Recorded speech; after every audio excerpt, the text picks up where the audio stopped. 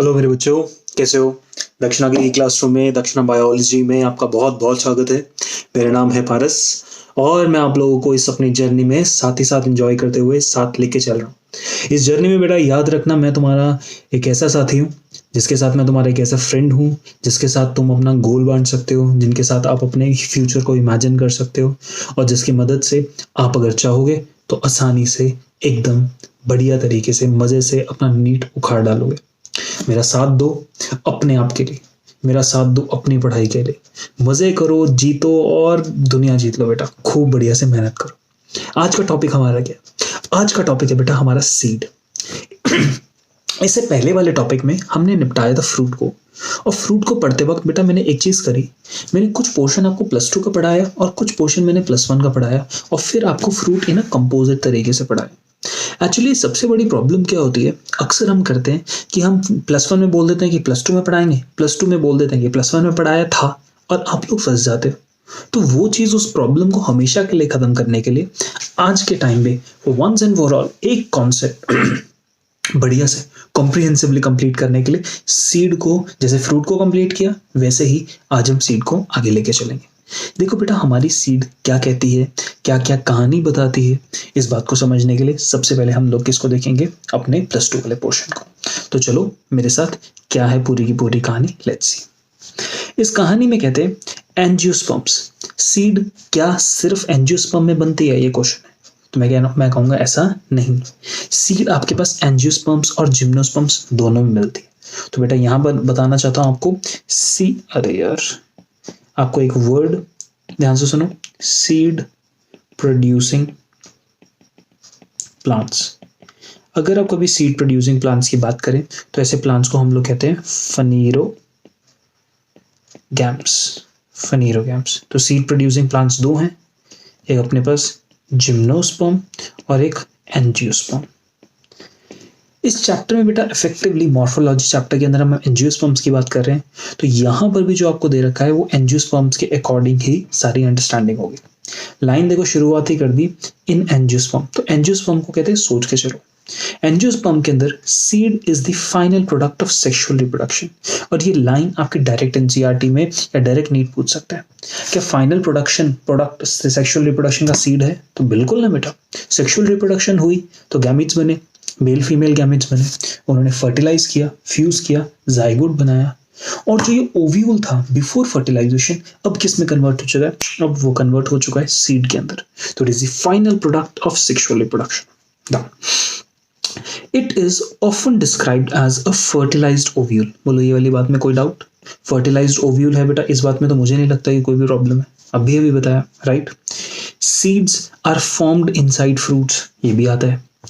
A seed typically consists of a seed coat single या multiple seed coats, cotyledon एक या दो, and a embryo axis। क्या बात समझ पा रहे हो? यानी अब एक पर्टिकुलर सीड की बात हो रही है, तो सीड के अंदर क्या क्या है? एक सीड कोट, दूसरा कॉटिलेडन, तीसरा हमारे पास एम्ब्रियो एक्सिस। इस बात को हम एक डायग्राम से समझते हैं। हमने बेटा ओव्यूल लिया था और ओव्यूल को कन्वर्ट कर दिया सीड के अंदर, ये बात हम अच्छे से समझते हैं बेटा। अब हम ओव्यूल के अगर हम इनसाइड जाएं तो इनसाइड जाने पे हमें ऐसा स्ट्रक्चर था, और यहाँ पे बहुत सारे सेल्स थे जो थे न्यूक्लियस, और यहाँ पे ऐसा वाला स्ट्रक्चर था जो था embryo sac, right. Nucleus and embryo sac. Embryo sac के अंदर था एग, और एग के साथ इधर से स्पर्म ने आके, या मुझे स्पर्म नहीं कहना चाहिए, let's write it male gamete, यहाँ पे मेल गैमीट इसने फ्यूज किया, और फ्यूज करने के बाद बना डाला जाइगोट, राइट बेटा। जाइगोट बना तो जाइगोट ने डेवलप किया और क्या बनाया? एम्ब्रियो। सॉरी, एप्लीकेशन क्रैश कर रही है बेटा कुछ दिनों से। जाइगोट ने डेवलप करके क्या बनाया? एम्ब्रियो। ये बात यहां तक क्लियर है? जब जाइगोट ने एम्ब्रियो बनाया तो बेटा इसके पैरेलल यहां पे डेवलपमेंट हो रही थी एंडोस्पर्म की। ये वाली बात यहां तक क्लियर हुई। अब एम्ब्रियो जब आगे डेवलप होता है, फर्दर डेवलपमेंट जब एम्ब्रियो की होती है, तो ये जो अपने पास एंडोस्पर्म ये बैठा है ना, ये इसको यहाँ पर न्यूट्रिशन प्रोवाइड करता है। क्या प्रोवाइड करता है? न्यूट्रिशन। कहानी क्लियर? और जो एंडोस्पर्म है बेटा, यहाँ पे और भी बात देखनी है, ये एंडोस्पर्म एम्ब्रियो को न्यूट्रिशन प्रोवाइड कर रहा था, ये स्टेटमेंट आता है। अगर आपको ये वाली बात भूल गई है तो मैं आपको एक रिकमेंड करूंगा बेटा, इस लेक्चर को यहीं बंद कीजिए। आप एंजियोस्पर्म में जब मैंने एम्ब्रियो सैक की डेवलपमेंट पढ़ाई थी, वहां पे जब मैंने एंडोस्पर्म पढ़ाया था, वो वाले लेक्चर को आप दोबारा देखिए। तुम्हें लगेगा कि सर काम ज्यादा हो जाएगा, मैं ऐसा कहता हूँ, वो वाला लेक्चर देखोगे ना तो ये वाला कंसेप्ट ऐसे इतने बढ़िया तरीके से दिमाग में बैठेगा ना, कभी नहीं भूलोगे। समझ रहे हो? तो थोड़ी सी बेटा एक्स्ट्रा मेहनत है, इस लेक्चर को यहीं बंद करो अगर भूल गए हो, और उस लेक्चर को एक बार देखता लो।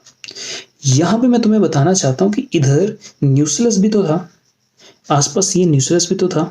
अब ये जो न्यूक्लियस नाम की चीज है ना बेटा, ये न्यूक्लियस ऐसे नहीं रह जाता, ये न्यूक्लियस खत्म हो जाता है। ये जो न्यूक्लियस है, ये न्यूक्लियस अपने आप को क्या करता है, आप समझो इस तरीके से कि एंडोस्पर्म नाम का एक सिंगल सेल है।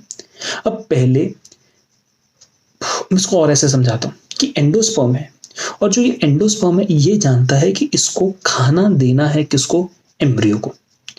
अब जाइगोट बना, एक हाथ में तुम्हारे, एक हाथ में जाइगोट बना सिंगल सेल्ड, एक हाथ में सिंगल सेल्ड एम्ब्रियो बना, एंडोस्पर्म बना। तो एंडोस्पर्म कहता है कि ये जो जाइगोट है, जब ये एम्ब्रियो में कन्वर्ट होगा और इसकी आगे डेवलपमेंट होगी तो इसको खाना प्रोवाइड करना है। कौन सोच रहा है? ये वाला एंडोस्पर्म सोच रहा है, जो अभी तक क्या है? सिंगल सेल है। तो एंडोस्पर्म कहता है यार मैं तो अकेला एक सेल हूं, ये भी एक सेल है, तो मैं चलो एक सेल को तो खाना दे दूंगा, लेकिन जब मल्टीपल सेल्स बन जाएंगे तो इनको मैं खाना कैसे दूंगा? समझे मेरे क्वेश्चन? तो इस क्वेश्चन को आंसर कैसे करता हूं मैं? सुनो, ध्यान से सुनो। ये जो अपने पास एंडोस्पर्म है, ये एंडोस्पर्म कहता है कि मैं एक सिंगल सेल हूं, तो अगर मैं मल्टीपल टाइम्स डिवाइड करूंगा, एक मल्टी सेल्यूलर स्ट्रक्चर बना लूंगा, तो मैं इसको, इस वाले पोर्शन को खूब सारा खाना दे सकता हूं। बिल्कुल। तो ये जो एंडोस्पर्म है, ये डिवाइड करके बड़ा बड़ा बड़ा बड़ा होता है। तो अगर कोई सेल डिवाइड करता है तो उसको बेटा रॉ मटेरियल मिलता है, उसको जितना भी ग्रोइंग के लिए जितना भी मटेरियल चाहिए वो। तो एंडोस्पर्म को कौन न्यूट्रिशन देगा? ये न्यूक्लियस। न्यूक्लियस कहते हैं इट कन्वर्ट्स इटसेल्फ, इस तरीके से अपने को कन्वर्ट करेगा, या मैं कह दूंगा उसको कन्वर्ट इटसेल्फ की जगह अपने आप, मतलब न्यूक्लियस अपने आप को डिग्रेड करेगा और अपना सारा मटेरियल एंडोस्पर्म को दे देगा, यानी give its all material to endosperm for its development. क्या आपको मेरी ये वाली बात बढ़िया से क्लियर हुई? यानी एंडोस्पर्म ने अपने आसपास बैठे हुए सारे न्यूक्लियस को खा गया, और एंडोस्पर्म ने जब न्यूक्लियस को खा लिया तो एंडोस्पर्म का बड़ा सा पेट निकल गया, और अभी एम्ब्रियो, या मुझे कहना अभी ये कहना चाहिए not just embryo, even zygote अभी वेट कर रहा है। देखो ये जाइगोट सिंगल सेल का है और एंडोस्पर्म बड़ा हो रहा है। जाइगोट कह रहा है कि मुझे इसको खाना है, मुझे इसको, इस एंडोस्पर्म को खाना है। तो भैया ये एंडोस्पर्म बड़ा हो जाए तो ही तो मैं इसको खा पाऊंगा। तो मैं अभी अपनी डेवलपमेंट एकदम नहीं करता, मैं पहले एंडोस्पर्म को डेवलप होने देता हूं, और जब एंडोस्पर्म हो जाएगा डेवलप तो मैं अब ये वाला जाइगोट बड़ा होना शुरू हो जाएगा। क्या आपको ये बेसिक कंसेप्ट बेटा अच्छे से समझ आया? अगर ये वाली बात यहां पर क्लियर होती है तो अब देखो मैं इससे एक स्टेप फॉरवर्ड फर्दर किस तरीके से चलूं। अब मैं ऐसा कहूंगा, एक लाइन बड़े ध्यान से सुनना, endosperm development is done before zygote development। क्या ये वाली बात सही है? हाँ या ना? जाइगोट डेवलप होने से पहले एंडोस्पर्म डेवलप होगा, यस और नो? तो क्या कहोगे तुम इसका आंसर? यस। और बेटा यस क्यों कहोगे? क्योंकि एंडोस्पर्म की डेवलपमेंट अगर हो गई तो गारंटीड आप खाना दे पाओगे। अगर एंडोस्पर्म नहीं डेवलप हुआ तो बताओ जाइगोट को खाना कहां से मिलेगा? नहीं मिल पाएगा ना। तो ये होता है, मैं कहूंगा यस। क्यों? To ensure assured nutrition to zygote, कि जाइगोट जो अपने भैया हैं, जाइगोट भैया, उनको खाना प्रॉपर तरीके से मिलता रहे। तो ये कौन इंश्योर करेगा? ये भैया जो हमारे एंडोस्पर्म बाबा हैं वो इंश्योर करेंगे। क्लियर हो गई बात? अब एंडोस्पर्म कहां से डेवलप हो रहा है? न्यूक्लियस से। तो देखो ये वाला स्ट्रक्चर, ध्यान से मैं ना एक फोटो सा बना देता हूँ तो मैंने देखो आइडिया बड़े मस्त तरीके से लगेगा कि ये मेरे पास इतना बड़ा समझो ओव्यूल था, यहाँ पे मेरे पास ये सेल है इधर एंडोस्पर्म, और ये सेल है इधर क्या है इसके अंदर जो बना दिया समझ लो ये है हमारे पास जाइगोट। और इस एरिया में धीरे धीरे पूरा का पूरा अब इस एरिया में क्या भरा हुआ है, ये लंबी सी कहानी है बेटा, लेकिन अगर अभी तुम मेरे ये वाली बात क्लियर समझ गए ना, देखो तुम्हें ना मक्खन की तरह सारी डाउट्स क्लियर हो जाएंगे। प्लांट किंगडम के साथ इशू यही है ना कि यार कोई इमेजिन ही नहीं कर पाता है, कोई समझा ही नहीं पाता है कि ये पूरा का पूरा रिलेटेड आपस में कैसे। तो ना कभी प्लांट किंगडम में कभी ना इंटरेस्ट बनता है ना इस बॉटनी वाले सेक्शन में बनता है। मेरे साथ लगे रहो, मक्खन की तरह समझ आएगा। क्या आपको इतना बात क्लियर हो रहा है? और सिंपल बोलो तो ये वाला पोर्शन क्या हुआ बेटा, ये वाला पोर्शन हुआ न्यूक्लियस, ये वाला स्ट्रक्चर क्या है एंडोस्पर्म, और ये वाला स्ट्रक्चर क्या है जाइगोट। मान गए? अब मैं ना थोड़ा सा अब डायग्राम लेटर स्टेज पे बना रहा हूँ। ये पूरा का पूरा जो स्ट्रक्चर था ये ओव्यूल की बाहरी स्ट्रक्चर है। अब क्योंकि ओव्यूल में जाइगोट बन चुका है तो मैं क्या इसको सीड कह सकता हूँ? यस। और बेटा ये सीड का डेवलपमेंट हो रहा है, यानी सीड अभी बन रही है, सीड का डेवलपमेंट हो रहा है। तो इस टाइम क्या होगा, जो न्यूक्लियस होगा इस न्यूक्लियस को कौन खा जाएगा, इस न्यूक्लियस को एंडोस्पर्म खा जाएगा। तो अब कंडीशन यहाँ देखो, मैं एंडोस्पर्म को रेड वाले सेल से बनाता हूँ, इतना बड़ा अपने पास, सॉरी इतना बड़ा ये हमारे पास एंडोस्पर्म है, उसके अंदर कौन ये बैठा है, यहाँ पे ग्रीन से बना देता हूँ, ये अपने पास जाइगोट सिंगल सेल का बैठा है। समझिए? तो अब देखो न्यूक्लियस खत्म हो रहा है और एंडोस्पर्म बड़ा हो गया। और अब जब एक बार न्यूक्लियस खत्म और एंडोस्पर्म फुल डेवलप हो जाएगा तो उसके बाद धीरे धीरे एंडोस्पर्म खत्म होगा और कौन डेवलप होगा, जाइगोट डेवलप होगा। समझ पाए? तो अब कंडीशन देखो यहाँ पर क्या है कि इस तरीके से ये पूरा का पूरा स्ट्रक्चर, इस पूरे के पूरे स्ट्रक्चर के अंदर अब ये जो हमारे पास ये पूरा साइज ये स्ट्रक्चर है इतना बड़ा, ये हमारे पास क्या हो जाएगा, this would be the complete embryo. ये क्या हो जाएगा, this would be the complete embryo. क्या आपको यहाँ पे कोई रेड कलर का स्ट्रक्चर दिखाई दे रहा है? नहीं। मैं यहाँ पे एक पॉइंट पे आपको फोकस करवाना चाहता हूँ, ध्यान से मेरी बात देखना। जब बेटा ये वाला एम्ब्रियो बना, जब ये वाला एम्ब्रियो बना तो एम्ब्रियो बढ़ते हुए डेवलप होते हुए सब का सब पूरा का पूरा एंडोस्पर्म खा गया। क्या कर गया, इसने पूरे के पूरे एंडोस्पर्म को कंज्यूम कर लिया। बात समझ पा रहे हो? तो मैं जरा ना एक बार यही वाला जो स्ट्रक्चर आपके सामने बनाया था ना, इस स्ट्रक्चर को ना मैं कुछ इस तरीके से बनाता हूँ कि मेरा ये वाला ध्यान से देखना।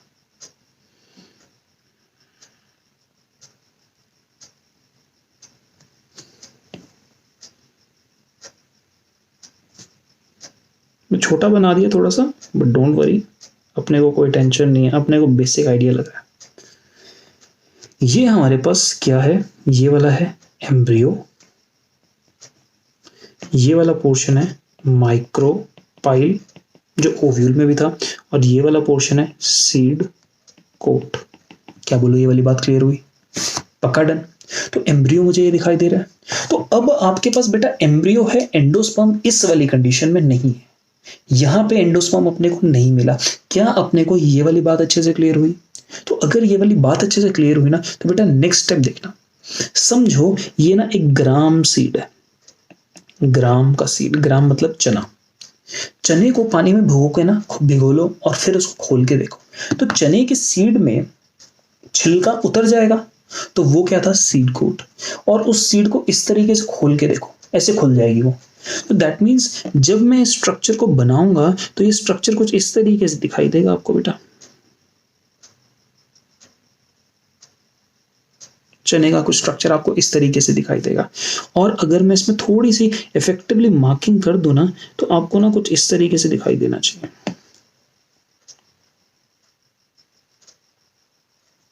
कुछ ऐसा सा दिखाई देना चाहिए। और जब बेटा ऐसा सा स्ट्रक्चर देखोगे तो तुम इसको, आपको ये एक हिस्सा दिखाई देगा, एक ये हिस्सा दिखाई देगा, और यहाँ पे ये क्या है, कॉटिलेडन्स। क्या है, कॉटिलेडन्स। और इनका कितना नंबर है, दो कॉटिलेडन्स है। ये जो बीच में मैंने पोर्शन बनाया हाइलाइटर से, इसको कहते हैं हम लोग एम्ब्रियो एक्सिस। क्या टर्म करते हैं बेटा, एम्ब्रियो एक्सिस। समझ पाए? एम्ब्रियो एक्सिस का जो ये टॉप वाला एरिया होता है ये क्या होता है, प्लूम्यूल। और जो लोअर मोस्ट वाला एरिया होता है ये इसको कहते हैं रेडिकल।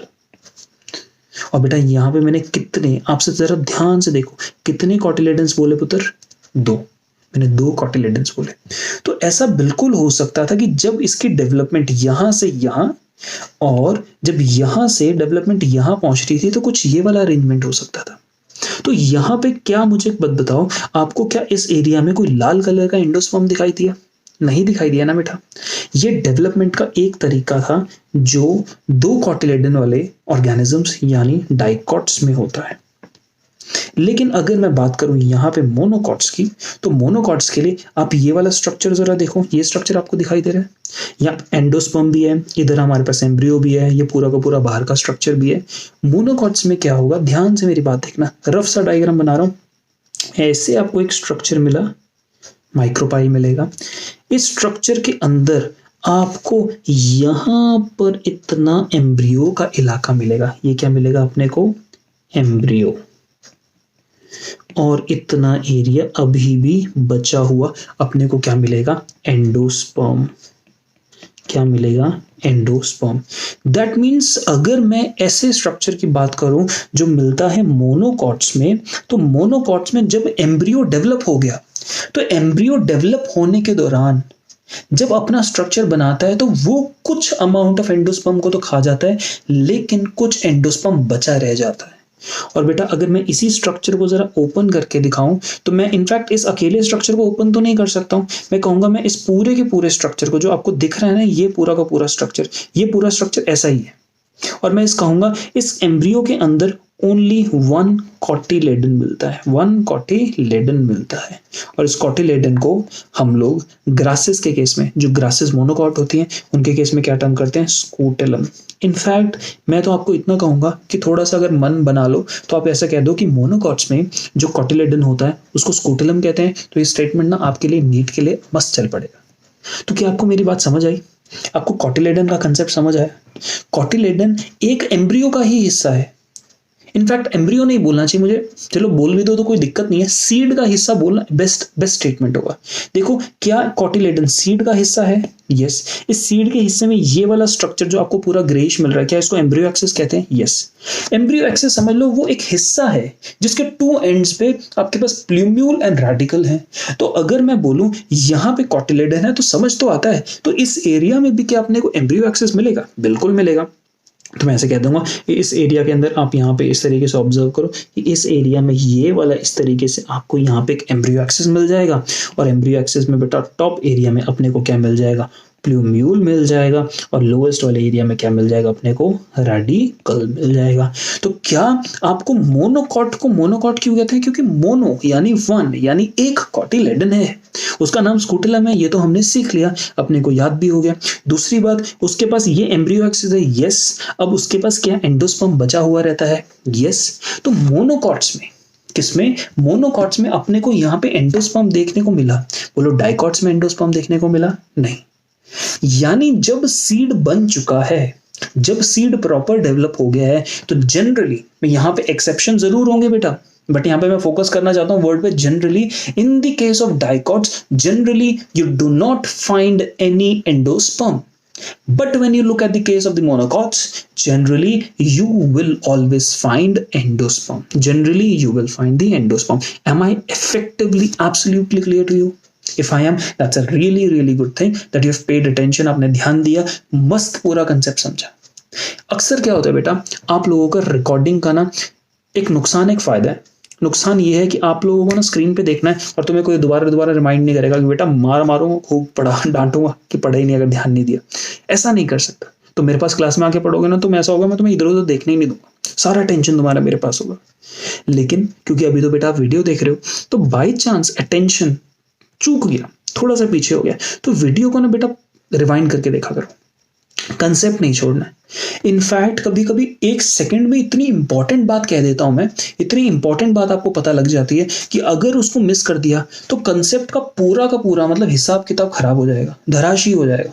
मतलब पूरा you will just fall short of the most important point, you would miss it if you not paying attention to every single setting.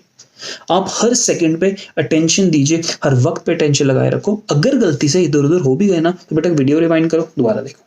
क्या मेरी बात क्लियर हो गई? अगर मेरी बात इफेक्टिवली क्लियर है तो आपको मोनोकॉट्स और डाइकॉट्स मस्त क्लियर हुए। आपको सीड का डेवलपमेंट बढ़िया से क्लियर हुआ? अगर हुआ तो आओ मेरे साथ इस पोर्शन को और आगे बढ़ते हैं। अब देखो मस्त आपको क्लियर होएगा। In angiosperm, this seed is the final product of sexual reproduction, and this statement, I believe, is 100% clear. It is often described as a fertilized ovule. आता है अपने को मक्खन की तरह। Seeds are formed inside fruits. भाई साहब आता है। A seed, developed seed के पास क्या होगा? Seed coat होगा। बिल्कुल। तो बेटा यहाँ पर अपन ने क्या इधर seed coat को ऑब्जर्व किया, इधर seed coat को देखा। सीड कोट बेटा जब दो होते हैं तो यहाँ पे मैं अगर आपको कह दूं, अगर यहाँ पे दो सीड कोट्स की बात कर रहे हैं तो यहाँ पे आप देख सकते हो, एक टेस्टा और दूसरा टेगमेन। इस तरीके से नाम दिया जा सकता है। Testa is outer, tegmen is inner, right. Seed coats, seed के अंदर आपको कॉटिलेडन एक मिल सकता है अगर आप बात करें मोनोकॉट्स की, और आपको अगर दो मिलेंगे, अरे यार अगर आपको दो अगर कॉटिलेडन्स होंगे डाइकॉट्स में, एक होगा तो मोनोकॉट्स। एम्ब्रियो एक्सिस होगा, ये भी पढ़ लिया। एम्ब्रियो एक्सिस के ऊपर प्लूम्यूल, नीचे रेडिकल, मस्त आता है। The cotyledons of the embryo are simple structures, generally thick and swollen due to storage of food reserves, as in the case of legumes. ये वाली लाइन जरा अच्छे से समझना। इस लाइन के पीछे का कंसेप्ट समझाऊंगा, दोबारा लाइन पढ़ाऊंगा और देखो मस्त क्लियर हो जाएगी। एक एंडोस्पर्म था जिसके पास खाना था, उस खाने को आपने क्या किया, कंज्यूम किया और पूरा का पूरा सीड बना डाला। सीड बनाया तो बेटा इस तरीके से पूरा का पूरा आपने एम्ब्रियो एक्सिस बना दिया और कॉटिलेडन्स बना दिए। बोलो कॉटिलेडन्स क्यों बनाए? जब आपके पास समझो एक आपके हाथ में एक सीड है, तो इस सीड में अगर आप सोचो कि यहाँ पे सीड में कॉटिलेडन्स होंगे, एम्ब्रियो एक्सिस होगा, ये बात क्लियर होती है। मैं कहता हूँ एम्ब्रियो एक्सिस में प्लूम्यूल और रेडिकल भी तुम्हें मस्त आता है, क्योंकि पता है, you know it that the plumule is going to make the shoot and the radicle is going to make the root. ये स्टेटमेंट सही है ना बेटा? तो जब आप एक सीड को जमीन में डालते हो तो सीड जर्मिनेट होता है, ग्रो करता है। जब ग्रो करता है तो जो प्लूम्यूल है वो शूट ऊपर वाला पोर्शन बनाता है और जो रेडिकल है वो रूट वाला पोर्शन बनाता है। Is this statement 100% correct? आता है, मस्त। कॉटिलेडन क्या कर रहे हैं, क्या कर रहे हैं, ये मेरा क्वेश्चन है। मैं आंसर देने वाला हूं तो आप वीडियो पॉज करो और अपने आप को ना सोचने की कोशिश करो, what exactly are the cotyledons trying to do, right? Pause it now. अब देखो, अगर आपने देखा, सोचा, तो अब आप अपने वाले आंसर को मेरे वाले आंसर से कंपेयर करना। बेटा एक सीड लिया और आपने जमीन में डाल दिया। जब आपने सीड को लिया, जमीन में डाला, व्हेन यू सोड the seed inside the soil, तो अब बताओ सीड को खाना कहां से मिल रहा है? सोच रहे हो आप? ये जो सीड जमीन में है, सीड को खाना कहां से मिल रहा है? तुम कहोगे सर अपने आसपास वाली मिट्टी से। बेटा एक प्लांट सोचो, बड़ा वाला प्लांट, एक ट्री या एक पौधा, वो खाना मिट्टी से लेता है क्या? वो तो फोटोसिंथेसिस खुद ब खुद बनाता है। तो क्या मिट्टी खाना दे सकती है? नहीं ना। तो जब सीड जमीन में है तो मिट्टी खाना कैसे देगी उसको? उसके पास तो कोई लीफ भी नहीं है फोटोसिंथेसिस करने के लिए, तो कहां से मिलेगा खाना? इसका मतलब सीड जानता है कि मुझे जब जमीन में डाल दिया जाएगा तो मुझे जर्मिनेट करना है, और जब मुझे जर्मिनेट करना है तो मुझे बड़े होके एक छोटा सा प्लांटलेट बनाना है और धीरे धीरे धीरे धीरे ग्रो करना है। तो सीड जानती है कि मुझे कहीं से खाना चाहिए। तो सीड क्या करती है, अपनी दोनों पॉकेट्स में, अपना जो ये एम्ब्रियो एक्सिस है इसके दो पॉकेट्स है, इसमें खूब सारा खाना ठूस लेता है। यानी एम्ब्रियो एक्सिस अपने पास ऐसे स्ट्रक्चर्स बनाते हैं जो फूड स्टोर करेंगे, और उन स्ट्रक्चर्स को बेटा अपन ने ये दिखा दिया, क्या कह दिया, स्ट्रक्चर्स को कॉटिलेडन्स।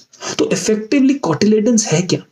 कॉटिलेडन्स सीड के वो वाले हिस्से हैं जो अपने पास किस चीज को स्टोर किए बैठे हैं, अपने पास खाने को स्टोर किए रखे हुए हैं। बोलो आपको बात क्लियर हुई? तो कॉटिलेडन्स आर दो structures that store food with themselves. मस्त क्लियर हुआ ना बेटा? तो कॉटिलेडन्स की कहानी क्लियर। तो कॉटिलेडन्स क्यों थे, ये बात मुझे बढ़िया से अच्छे से क्लियर हो गई। डन।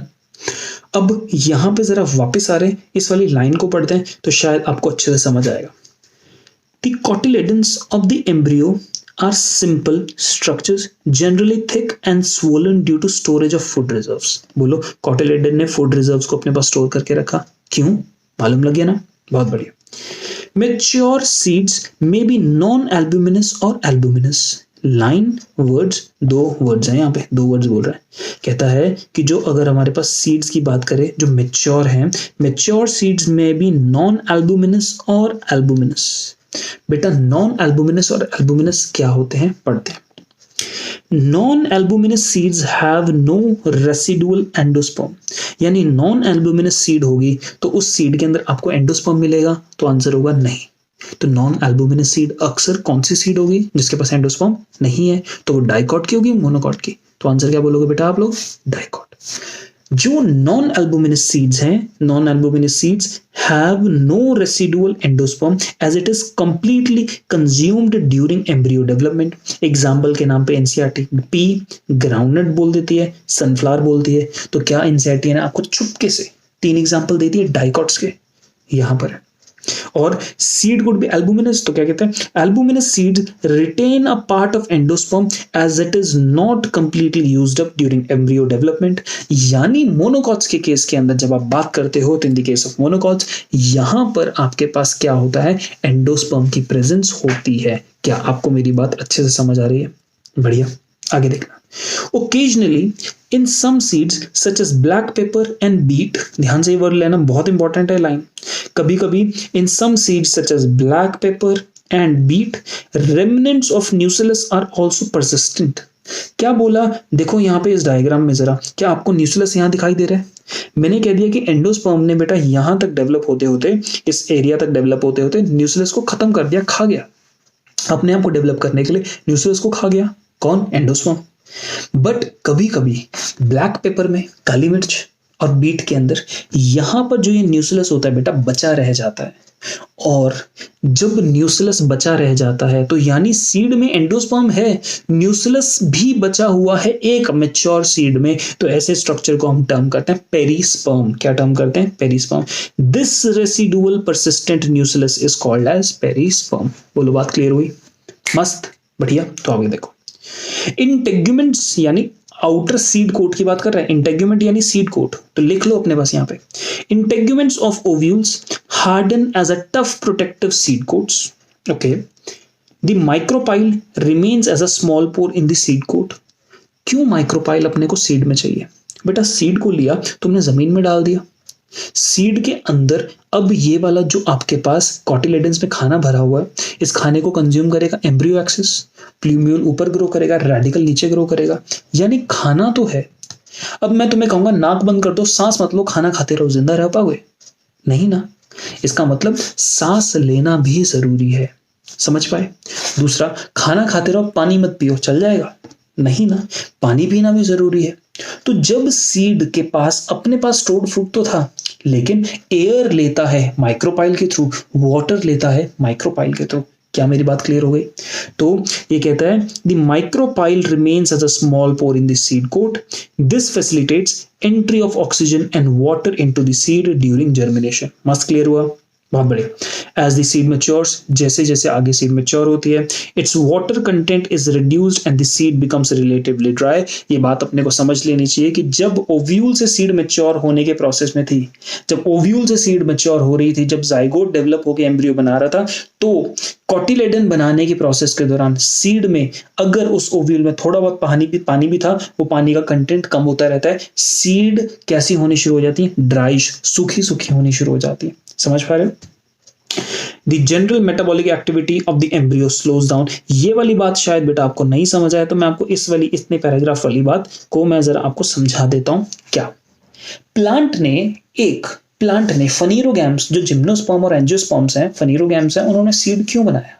सोचो, सीड बनाने का बेटा पर्पस ये था कि आप एक ऐसा स्ट्रक्चर बना सको जो कहीं पे, पहली बात, जो सेक्सुअल रिप्रोडक्शन से बना, दूसरी बात, वो स्ट्रक्चर किसी दूसरी जगह जाके क्या कर सके, ग्रो कर सके।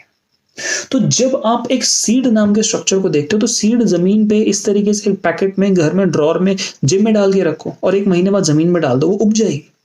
दैट मीन्स सीड एक ऐसा स्ट्रक्चर है जो अपने पास फूड रिजर्व्स बनाए रखता है और कहता है कि जैसी मुझे फेवरेबल कंडीशन मिलेगी तो मैं वहां पे एक नया प्लांट बन जाऊंगा। समझ पाए मेरी बात की नहीं समझ पाए? तो यही कंडीशन है ताकि सीड ज्यादा से ज्यादा लंबे टाइम के लिए जिंदा रह सके।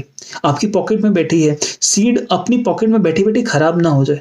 सीड अपने आप को जिंदा रखती है कि अपना मेटाबॉलिक रेट कम कर देगी, समझ पा रहे हो? मेटाबॉलिक रेट कम कर देगी। दैट मीन्स अगर सीड को जिंदा रहने के लिए, सोचो कि आपकी जेब में सीड है और सीड में एम्ब्रियो एक्सिस है, वहां पे सेल जिंदा है, तो जिंदा सेल थे, सोचो इस बात को ध्यान से समझना, जिंदा सेल थे और उन सेल को जिंदा रहने के लिए खाना चाहिए था। तो तुम क्या कर रहे हो, वो जो सेल्स हैं वो खूब सारा खाना खाई जा रहे हैं, कॉटिलेडन खाते रह रहे हैं, खाते रह रहे हैं, और जमीन में तो अभी तक तुमने सीड को डाला नहीं। बोलो जेब में पड़ी पड़ी सीड खराब हो गई, क्योंकि जब जमीन में डालोगे तो कॉटिलेडन्स के पास, तो भैया कॉटिलेडन के पास कुछ बचेगा नहीं, सीड खत्म, उगी नहीं पाएगी बेटा, कभी भी वो कभी भी सर्वाइव नहीं कर पाएगी।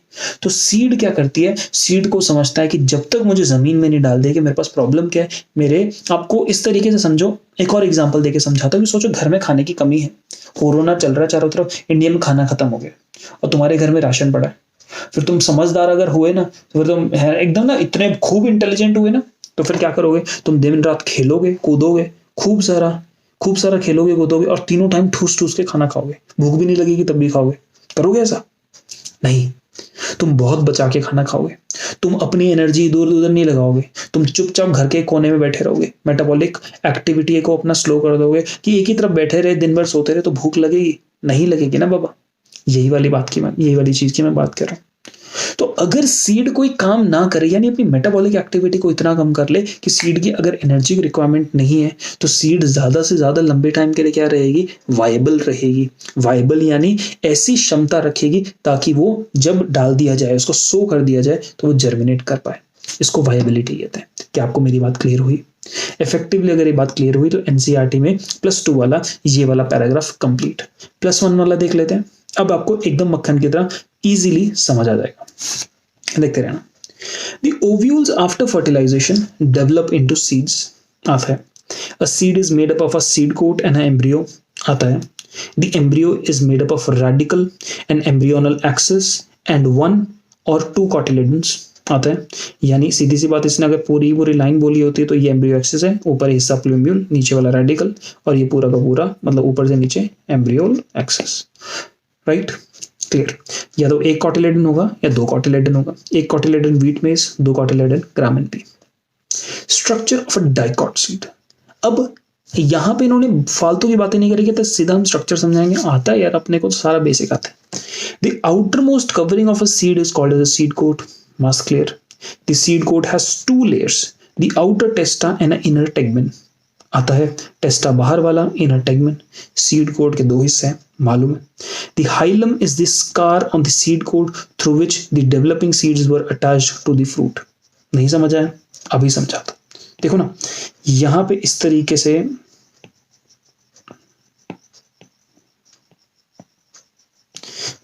से बेटा ये समझो, ओवरी थी, गल अजीब सी बन गई है, चलो सुंदर सी बना लेते हैं। ये ओवरी, यहाँ पे ये ओव्यूल, और ओव्यूल इधर प्लेसेंटा की मदद से, किसकी मदद से? प्लेसेंटा की मदद से जुड़ा हुआ था नीचे, प्लेसेंटा की मदद से यहां से ऐसे जुड़ा हुआ था। राइट, जरा ध्यान से देखना।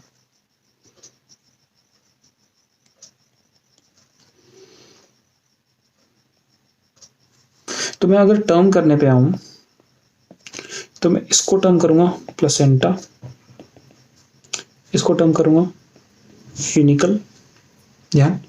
अब ध्यान रखना, the hilum is the scar. Scar का मतलब क्या होता है? निशान। द हाइलम इज अ निशान on the seed coat through which developing seeds were attached to the fruit. जब ये जो पूरा का पूरा जो ये स्ट्रक्चर है, ये क्या है? ओव्यूल था। अब ये सीड में डेवलप हो रहा है, तो जहां पर ये वाला फ्यूनिकल, जहां पर ये वाला अपना फ्यूनिकल इसके साथ सीड कोट के साथ इस ओव्यूल के इंटेग्यूमेंट के साथ फ्यूज्ड है, तो यहाँ पे जब ये वाले स्ट्रक्चर को मैं देखूंगा तो वहां पे मेरे को निशान दिखाई देगा। समझो इस तरीके से कि अगर, अरे ये देखो ना, समझो ये हमारे पास ये है फ्यूनिकल, और ये इस तरीके से इसके साथ इधर से ये ओव्यूल के साथ जुड़ा हुआ है, समझ रहे हो? इस तरीके से ओव्यूल के साथ यहाँ पे जुड़ा हुआ। तो अब यहाँ पे ये जब इस तरीके से जुड़ा हुआ है, ध्यान से देखना, यहाँ पे इस तरीके से जुड़ा हुआ है, तो जब इस एरिया में मैं इसको हटाऊंगा ना, तो यहाँ पर आपको क्या मिल जाएगा? यहाँ पर आपको इस तरीके से निशान मिल जाएगा। क्या मिल जाएगा? इस तरीके से, जैसे ये यहाँ पे इस तरीके से जुड़ा हुआ है, तो मैं इसको हटाऊंगा तो आपको ये निशान दिखाई दे रहा है, इस निशान को बेटा हम लोग क्या कह देते हैं, हाइलम कह देते हैं। क्या कह देते हैं, hilum. The hilum is the scar जहां पे सीड कोट इस फ्यूनिकल के साथ फ्यूज्ड था। टोटली क्लियर हो रहा है? ओके। अब the hilum is the scar on the seed coat through which the developing seeds were attached to the fruit. मस्त क्लियर हुआ। अबव द हाइलम, हाइलम के ऊपर there is a small pore called the micropyle. नई बात समझ आई? ये देखो ना, हाइलम से थोड़ा सा ऊपर देखेंगे तो यहाँ पे अपने को एक पोर दिखाई देगा और ये पोर क्या होगा, माइक्रोपाइल। आ गया? Good.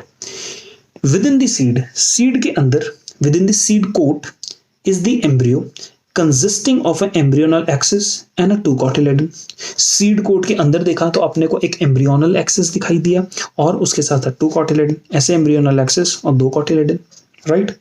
The cotyledons are often fleshy. Fleshy का मतलब अपने बीच में उन्होंने क्या स्टोर करके रखा है, food material. They are often fleshy, full of reserve food material, खाने पीने के साथ, सामान के साथ भरा पड़ा है। Eight the two ends of the embryonal axis, embryonal axis के टू एंड्स, एक ये वाला और एक ये वाला, इन दो सिरों पे, at this two ends are present the radicle and the plumule. ये अगर है, ये आपको ये दिख रहा है एम्ब्रियो एक्सिस, तो यहाँ नीचे अपने को मिल रहा है रेडिकल और ऊपर वाले हिस्से में क्या मिल रहा है, प्लूम्यूल। ये अपने को ये दोनों cotyledons, right. At the two ends of the embryonal axis are present the radicle and the plumule. मस्त क्लियर हो। In some seeds, such as castor, the endosperm formed as a result of double fertilization is a food storing tissue called endospermic seeds. क्या ये वाली बात आप थोड़ा focus कर पाए? मैं यहाँ पे जरा ध्यान लेके जाना चाहता हूँ वर्ड कैस्टर पे। किसके ऊपर? कैस्टर पे। कैस्टर बेटा क्या है, एक डाइकॉट है जहां पर आपको एंडोस्पर्म मिल जाता है। क्या ये वाली बात आपको क्लियर हुई? नहीं क्लियर हुई तो ये वाली बात बेटा अपने नोट से भी देखेंगे। मैंने कहा था जनरली डाइकॉट्स में एंडोस्पर्म खत्म हो जाता है, बट एक्सेप्शन के नाम पे यहाँ पे कौन है भैया, हमारा कैस्टर। तो कैस्टर एक ऐसा डाइकॉट है जहां पे एंडोस्पर्म मिलेगा।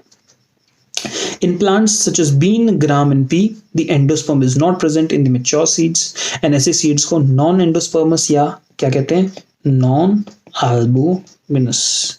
यानी डाइकॉट्स यूजुअली नॉन एंडोस्पर्मस बोलो या नॉन एल्बुमिनस होती है, और इसका एक्सेप्शन के नाम पे बेटा अपने पास कौन है यहाँ पे, कैस्टर।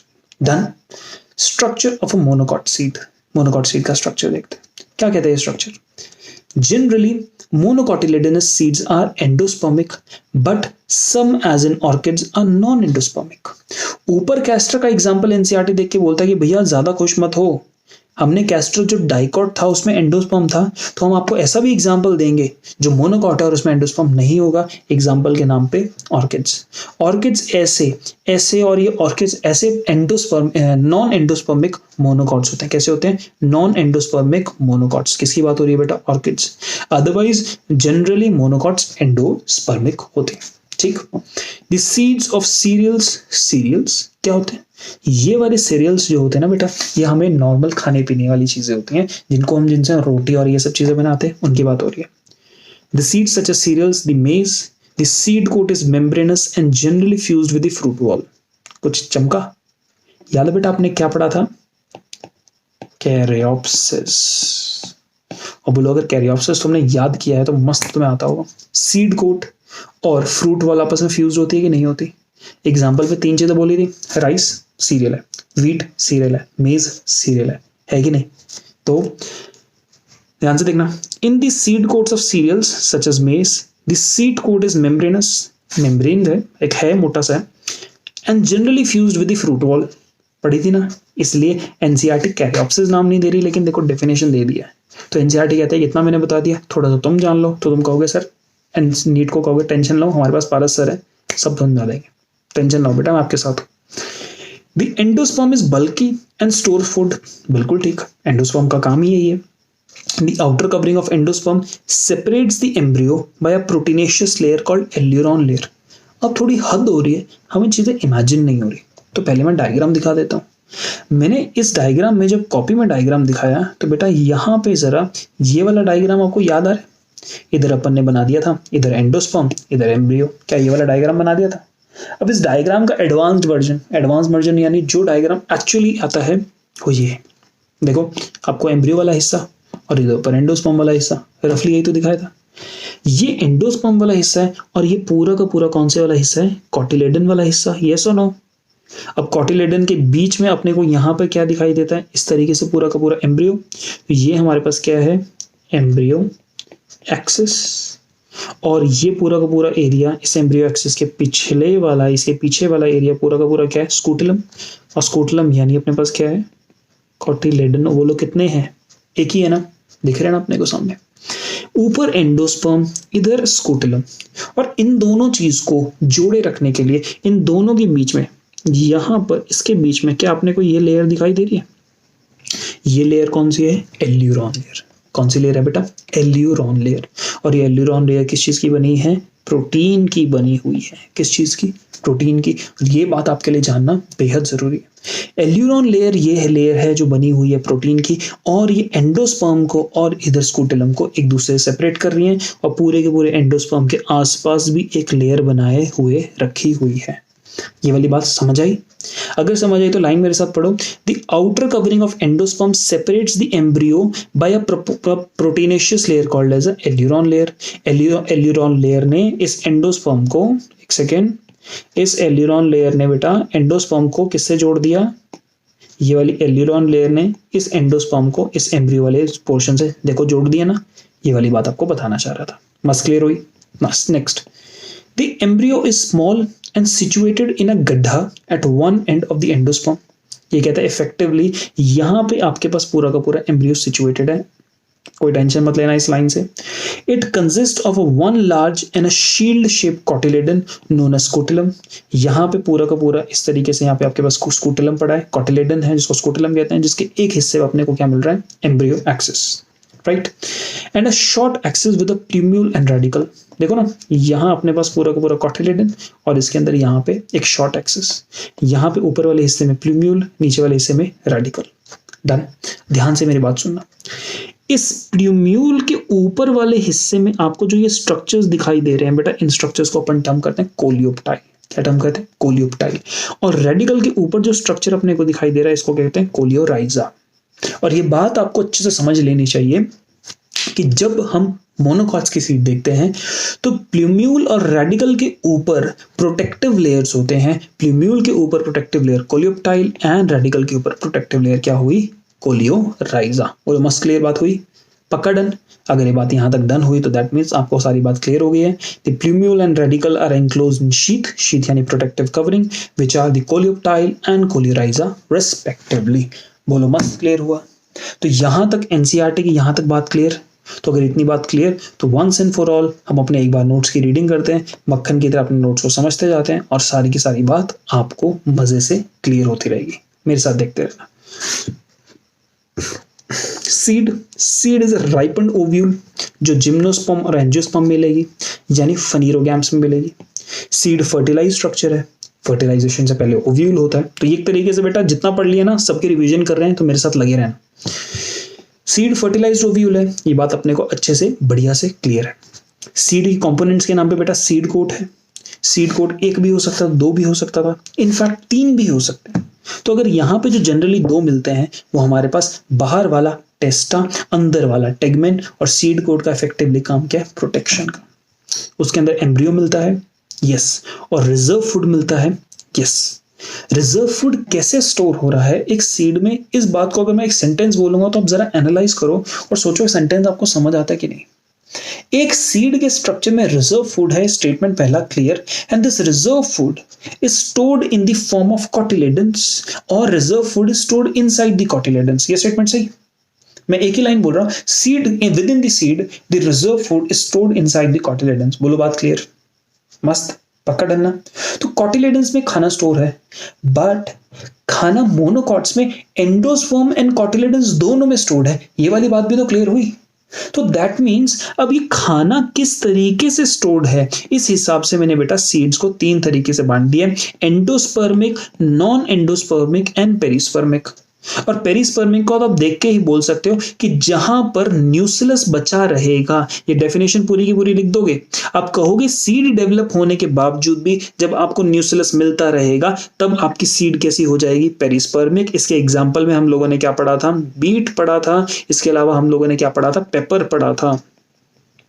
राइट। ये निम्फिया एग्जाम्पल अगर नहीं भी याद करोगे तो आपको कोई कुछ नहीं कहने वाला है, मैं आपको सिंपल सी बात कहूंगा, बीट एंड पेपर ये दो एग्जाम्पल्स हैं जो आपको कहते हैं पेरिस्पर्मिक सीड।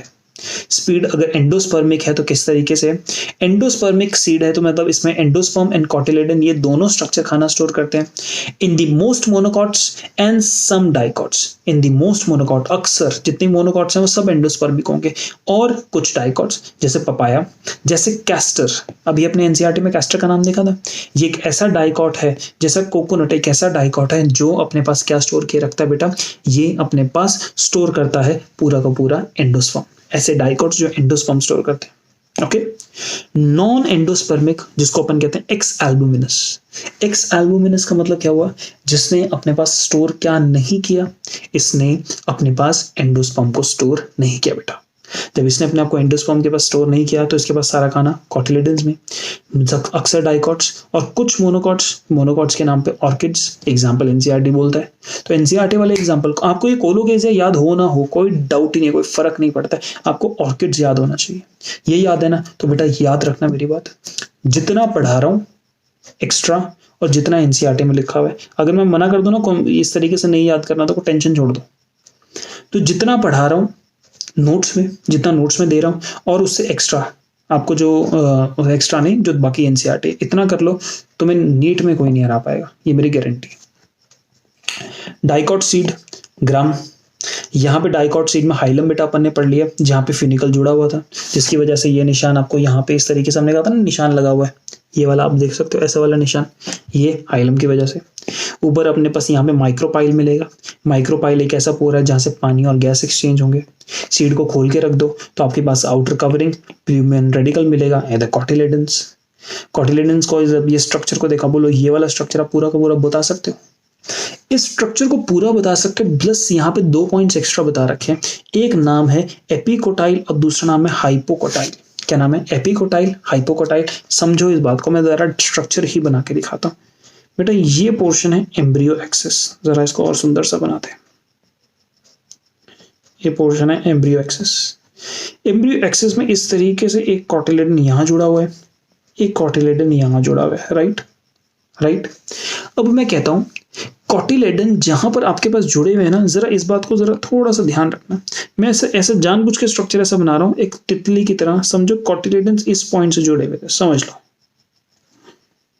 तो मैंने इस पॉइंट जहां पे कॉटिलेडन जुड़े हुए हैं, इस पॉइंट को सेंटर रखा, इधर मैंने ट्यूब्यूल मार्क किया, इधर मैंने रेडिकल मार्क किया। तो मैं कहता हूं कि यहां से लेकर यहां तक ये जितना पोर्शन होगा ये कॉटिलेडन्स के इस बेसिस पॉइंट से ऊपर होगा, तो इसको कहेंगे एपी मतलब ऊपर, कोटाइल यानी कॉटिलेडन। ये ऊपर वाला हिस्सा एपिकोटाइल कहलाएगा क्योंकि ये कॉटिलेडन से इफेक्टिवली ऊपर था, तो बेटा ये नीचे वाला एरिया क्या कहलाएगा अपने को, हाइपोकोटाइल। क्लियर हुई मेरी बात? अगर ये बात क्लियर हुई तो यहाँ पे देखो आप एपिकोटाइल हाइपोकोटाइल को इफेक्टिवली मेंशन कर सकते हो। तो जो बीच में मैं इस ग्रे से इधर ये वाली जो लाइन, ये वाली लाइन मैं बना रहा था, ये वाली लाइन इफेक्टिवली क्या कहला दी जाती है, इस लाइन को आप कह सकते हो कॉटिलेडनरी नोड। यानी ऐसा जहां से अपीयर होता है कि जहां से कॉटिलेडन्स उभरते हुए आ रहे हैं, द एरिया दैट अपीयर्स कि जिससे कॉटिलेडन्स बनते हुए उभरते हुए आ रहे हैं, उसको अपन टर्म कर देते हैं कॉटिलेडनरी नोड। नेक्स्ट, पक्का क्लियर हुआ? नेक्स्ट देखो, अब ये जो पूरा का पूरा इस पूरे पोर्शन को एम्ब्रियो एक्सिस बोला था, तो बेटा इसको घर पे नहीं स्कूल में क्या बुलाते हैं, टाइजेलम। ये याद रख लेना, आ जाता है कभी कभी। तो टाइजेलम एम्ब्रियो एक्सिस का घर स्कूल का नाम। सीड कोट के 2 हिस्से हैं, टेस्टा टेगमेन, बोलो मस्त क्लियर हुआ बढ़िया से। मोनोकॉट सीड एक सिंगल सीडेड फ्रूट है, कैरियोप्सिस। ये कहता है हैव पेरिकार्प यानी fruit wall fuse with the seed coat, ये भी बात अपने को तो अच्छे से आती है, राइट। अब ये वाली लाइन बेटा +1 वाले लोग छोड़ देना, मत पढ़ना, ये +2 में कराया जाता है। मैं +3 वाले लोग बेटा ये वाली लाइन देख लेना। आपको एक बात बता देना चाहता हूँ, क्या होता है कि आपने फ्रूट पढ़ लिया अच्छे से, फिर आप क्या करो, मार्केट जाओ, और आज आपको घर में पड़ा होगा तो बढ़िया, नहीं तो गांव में मार्केट से, गांव से कहीं से भी लेके आओ, छल्ली तो खाओ ना, मक्का जिसको कहते हैं, खाए ना। तो जो बेसिकली मेज हम खाते हैं ना, कॉर्न मेज, अब जो भी आप लोग अपनी लोकल भाषा में बोलते हैं वो, जब हम मक्का खाते हैं तो इफेक्टिवली हमें इस तरीके से दिखाई देता है एक स्ट्रक्चर,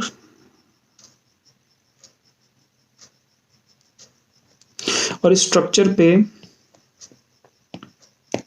ऐसे दाना लगा रहता है।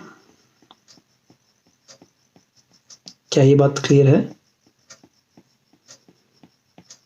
बना देता हूं तो हमेशा के लिए ये वाला कंसेप्ट समझ ही जाओगे।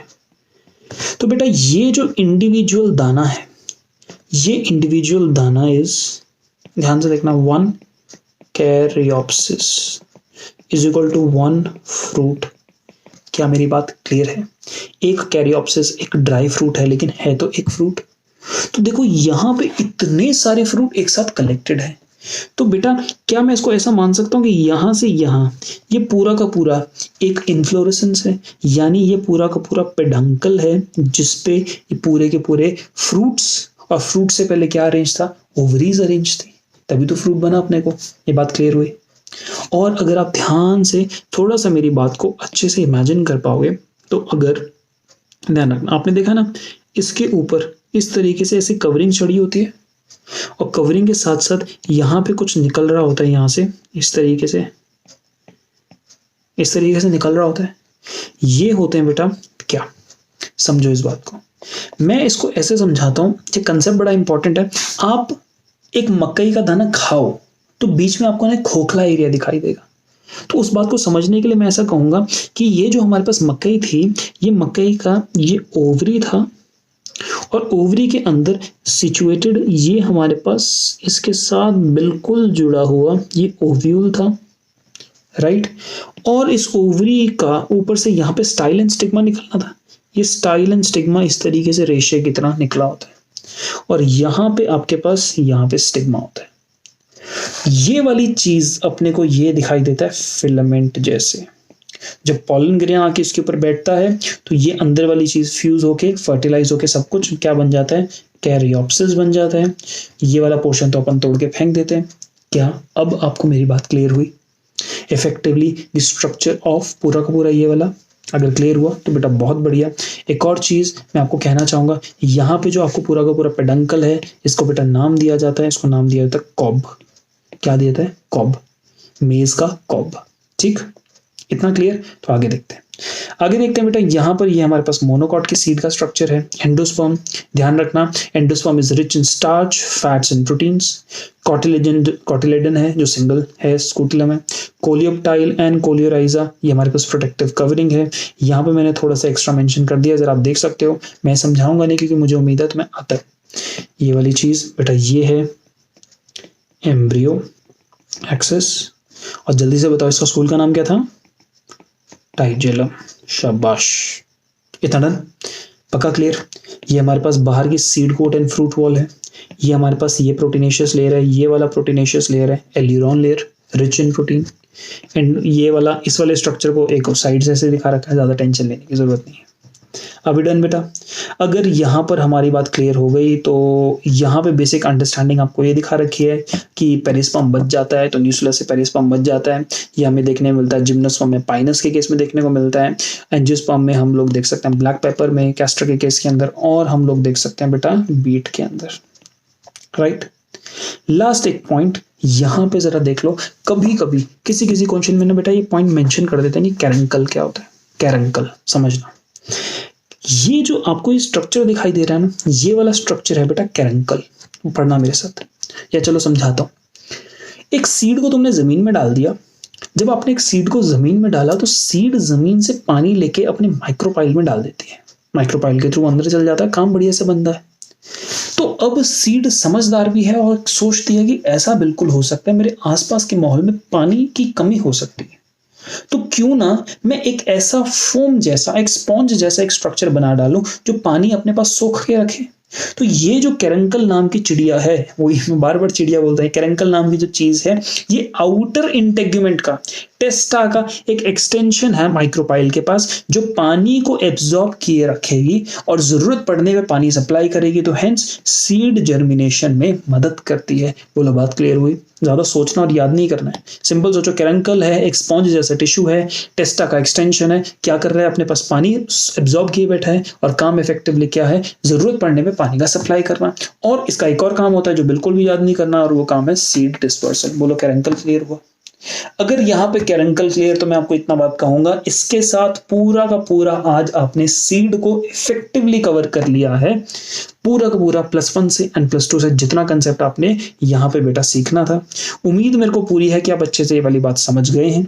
इस लेक्चर के आपको नोट्स बिना कोई चीज को रब किए मैं एग्जैक्टली आपको दे दूंगा, तो आप नोट्स इफेक्टिवली देख के, राइट करके, समझ के, जरूरत के हिसाब से लिख लीजिए। खूब बढ़िया से पढ़ते रहिए, खूब बढ़िया मेहनत करते रहिए। जिंदगी में बेटा बहुत आगे पहुंचना है, ये बात बिल्कुल नहीं भूलनी। हम लोग साथ में मिलकर चल रहे हैं, खूब मेहनत करनी है, खूब आगे बढ़ना है, राइट? तो बेटा अब वीडियो को बंद करो, खूब बढ़िया से पढ़ाई करते रहो, फोड़ते रहो। God bless you.